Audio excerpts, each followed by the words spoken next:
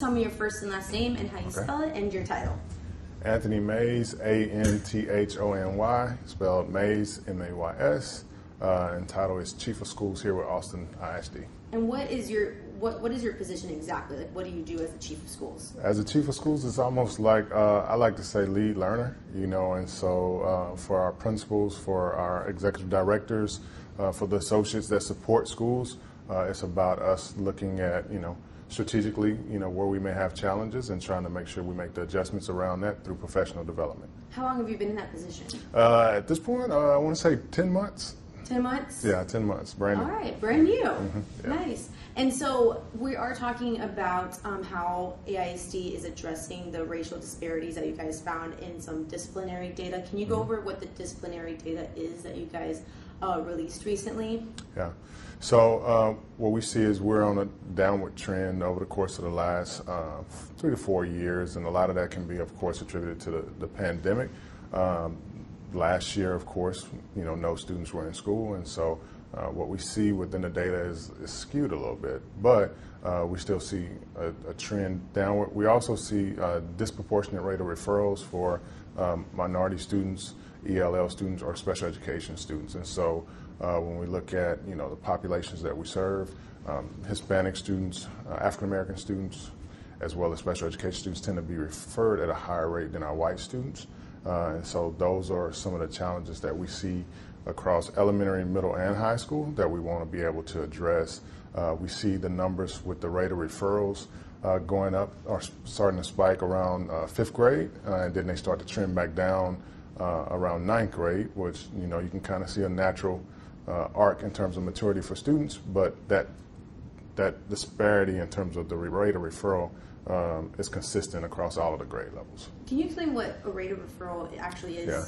So disciplinary action, so if a student is to get a referral for anything that will remove them from the instructional setting, so if a student is suspended or a student happens to be placed in ISS, which is in school suspension, or out of school suspension, anything that we would qualify as a disciplinary action, even some of the other larger, more egregious offenses will be counted within that number of disciplinary actions that we're looking at when we kind of look at the disparity or disproportionality within the referral. And so what does disciplinary action mean? I guess like that, does that include expulsion, suspension? Yeah, it does. It includes all of those things. So expulsion, suspension, ISS. Here in Austin, they also had a long-term ISS where students could sit there, I think on average, for about 30 days, where a student would be in a room getting instruction from a teacher by themselves. And those are impacting more minorities, like you said? Yes. Mm-hmm. And that, I noticed that also you guys mentioned how this is happening not only in Austin ISD, but across the state, right?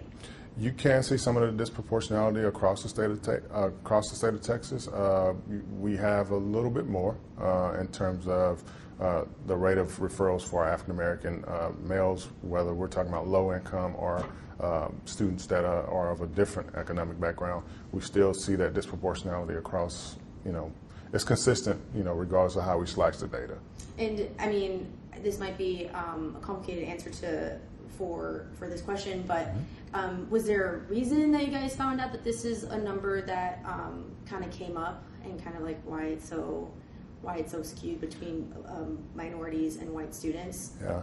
So, we're in the business, of course, of educating students, so we also see these gaps across our instructional, when we look across student performance groups, we also see a disproportionality there too, right? We have these significant gaps between, again, our African Americans, SPED, ELLs, and so when we look at our student discipline numbers, anything that results in a student being outside of the classroom exacerbates those gaps that we see in instruction. And so students aren't able to learn if they're at home suspended, or sometimes even in a setting of ISS where they may not be getting the instruction that they need from a teacher. And so as we look at closing those instructional gaps academically, we know that this is another piece that has to also be attacked to support what we want to do for all of our students in our classrooms. And you kind of touched upon it in that answer, but why, when you saw that data, was it concerning?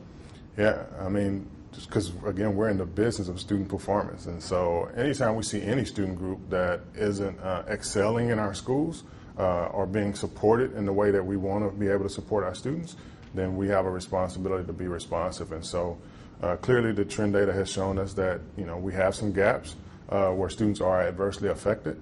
We know that in the instance where we're talking about students not getting an education, we know that there's larger implications for those students as they go out into the society and can't read or have different challenges academically. And so we want all of our students to be able to benefit from being serviced in our schools. And so regardless of which student group we were looking at, if we see data like that, again, we have a responsibility to respond.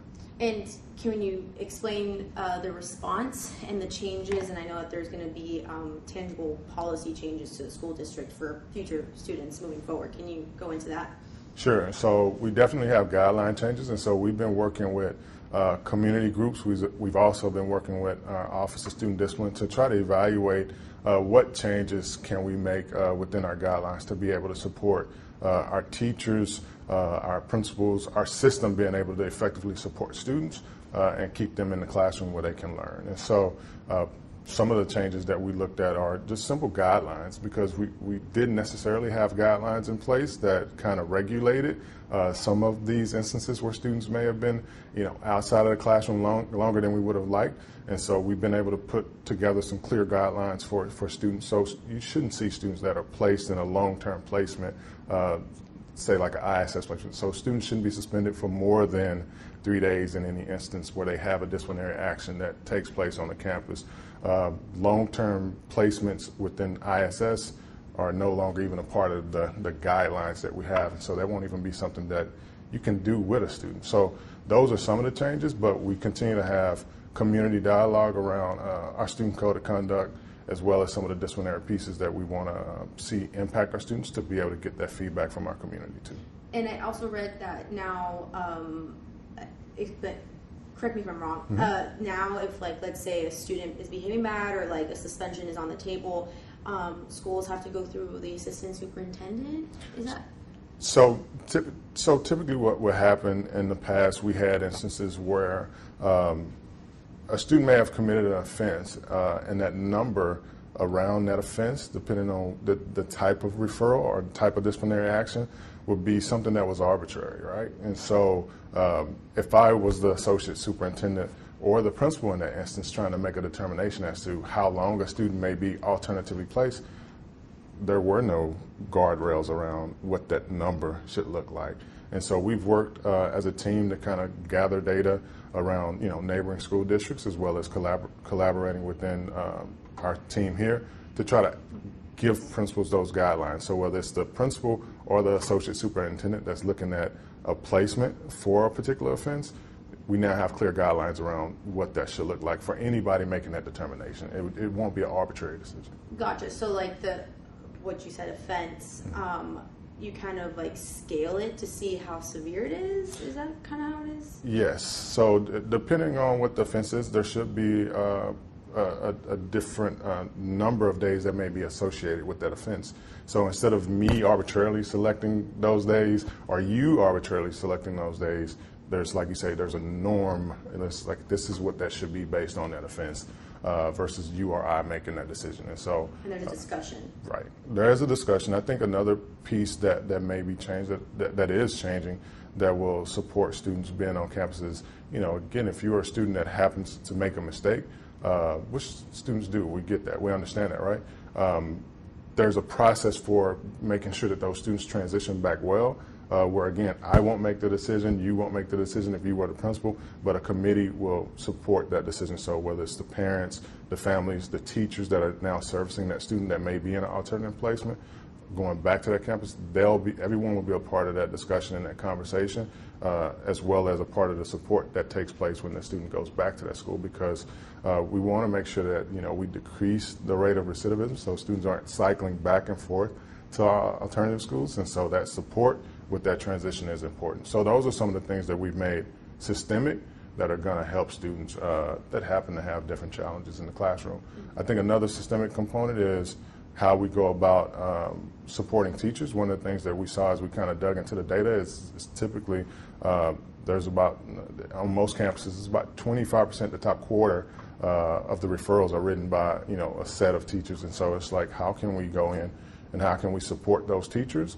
We're giving them what they need to meet the needs of those students. So whether that's professional development with implicit bias or cultural proficiency, or even just with student engagement from bell to bell, what is it that we can do to help change the overall conditions that may warrant or lead to a student being referred to for an incident outside of the classroom. Sorry about that. That's okay. And like you mentioned, there's like so many different changes that are going into this, so many discussions going into this. This might take a while to see actual change in those numbers, right? No, definitely. And then again, if we look at this past year being a pandemic year, the year before that ending, 2 months short of what a traditional year would have ended at, the data is skewed. So of course, as we track data moving forward, we'll be able to kind of parse out to figure out the impact of some of the changes that we're making to support our students.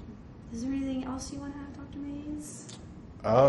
Again, like you said, overall our goal is to impact the whole child, and so we want to be responsive to all of the needs of the students, but we recognize that, again, it's going to take all of us adults to kind of make those changes in terms of our mindset. And so hopefully these guidelines that we put in place and the supports that we put in place for our teachers will help, impact, ultimately the success of all of our students.